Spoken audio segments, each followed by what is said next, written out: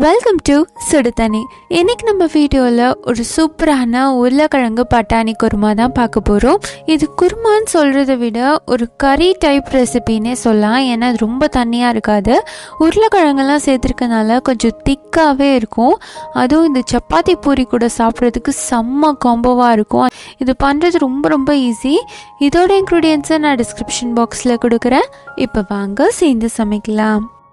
First இதுக்கு ஒரு கடாயில் 2 டேபிள் ஸ்பூன் எண்ணெய் சேர்த்துக்கலாம். எண்ணெய் கொஞ்சம் ஜாஸ்தியாக இருந்துச்சுன்னா கொஞ்சம் நல்லாயிருக்கும் இந்த ரெசிபிக்கு. இதோட 1 டீஸ்பூன் சீரகம் சேர்த்துக்கிறேன். கூடவே ஒரு பெரிய சைஸ் வெங்காயம் சேர்த்துக்கிறேன். இதை கண்ணாடி மாதிரி வதக்கிடலாம்.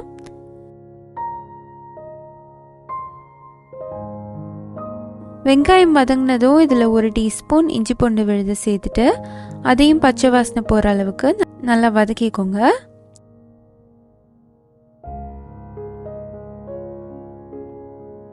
இது கூடவே 3/4 டீஸ்பூன் உப்பு, 1/2 டீஸ்பூன் மஞ்சள் தூள், 1லேருந்து 1.5 டீஸ்பூன் மிளகாய் தூள், 1 டீஸ்பூன் மல்லித்தூள் சேர்த்துக்கலாம்.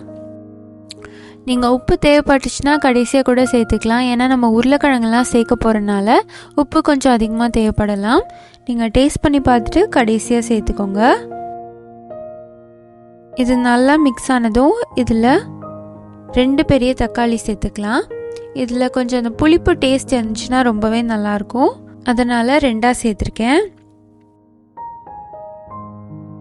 இது நல்லா வேக விட்டுருங்க.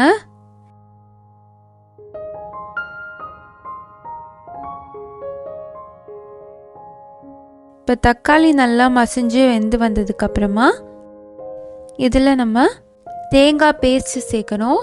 அதுக்கு ஒரு 6 விசில் தேங்காய் எடுத்திருக்கேன். இதோட 3 பச்சை மிளகாய் சேர்த்துக்கிறேன். கூடவே 1 டீஸ்பூன் சோம்பு சேர்த்துக்கிறேன். சேர்த்துட்டு இதை ஃபைன் பேஸ்ட்டாக கொஞ்சம் தண்ணி ஊற்றி அரைச்சிக்கலாம். இருக்கட்டும். இப்போ இந்த வதக்கலோட கொஞ்சமாக தண்ணி சேர்த்துக்கிறேன்.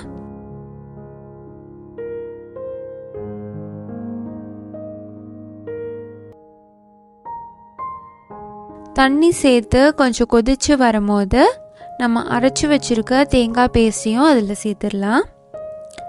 சேர்த்துட்டு நல்லா மிக்ஸ் பண்ணிக்கோங்க. தேங்காய் பேஸ்ட்லேயும் நம்ம மிளகாய் சேர்த்துருக்கோம். மிளகாத்தூளும் கொஞ்சம் தனியாக சேர்த்துருக்கோம். அதனால் காரம் பார்த்துட்டு சேர்த்துக்கோங்க.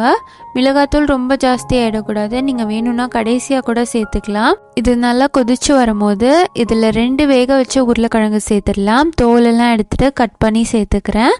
கூடவே 1/2 கப்புக்கும் கொஞ்சம் கம்மியாக பட்டாணி சேர்த்துக்கிறேன். நான் இன்றைக்கி எடுத்துருக்கிறது ஃப்ரோசன் பீஸ் தான். இது ஆல்ரெடி வெந்து தான் இருக்கும். இதை லைட்டாக நான் பிளான்ச் பண்ணிவிட்டு எடுத்திருக்கேன். எல்லாத்தையும் சேர்த்துட்டு நல்லா மிக்ஸ் பண்ணி விட்டுருங்க. இப்போ அடுப்பு சிம்லேயே வச்சு நல்லா குக் பண்ணிக்கோங்க. இது குக் ஆகுறதுல தான் இதோட டேஸ்ட்டே இருக்குது. ஸோ லோ ஃப்ளேம்லேயே வச்சு குக் பண்ணுங்கள். இப்போ பார்த்தீங்கன்னா நல்லா தண்ணியெலாம் வற்றி நல்லா திக்காக வந்துருச்சு. சூப்பராக இது ரெடி ஆகிடுச்சு. இந்த டைமில் நீங்கள் உப்பு வேணும்னா டேஸ்ட் பண்ணி பார்த்துட்டு சேர்த்துக்கோங்க. லாஸ்ட்டாக கார்னிஷிங்காக கொஞ்சமாக கொத்தமல்லி தழை சேர்த்துக்கலாம்.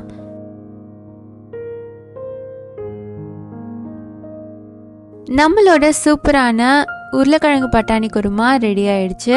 இது சப்பாத்தி பூரி தோசை கூட ரொம்பவே சூப்பராக இருக்கும். அதுவும் இது நல்லா கறி பேஸ் மாதிரி இருக்கிறதுனால ரொம்ப விரும்பி சாப்பிடுவாங்க. இது டைம் ஆக ஆக கொஞ்சம் டேஸ்ட் ஜாஸ்தியாகவே தெரியும். நல்லா அந்த பட்டாணியோட ஃப்ளேவர்லாம் நல்லா இறங்கி சூப்பராக ஆகிடும். ஸோ கண்டிப்பாக இந்த ரெசிபியை இதே மாதிரி ட்ரை பண்ணி பார்த்துட்டு எப்படி இருந்துச்சுன்னு சொல்லி கமெண்ட்டில் சொல்லுங்கள். இந்த வீடியோ உங்களுக்கு பிடிச்சிருந்தா லைக் பண்ணுங்கள். சுடுதண்ணி சேனலை சப்ஸ்கிரைப் பண்ணுங்கள். தேங்க்யூ.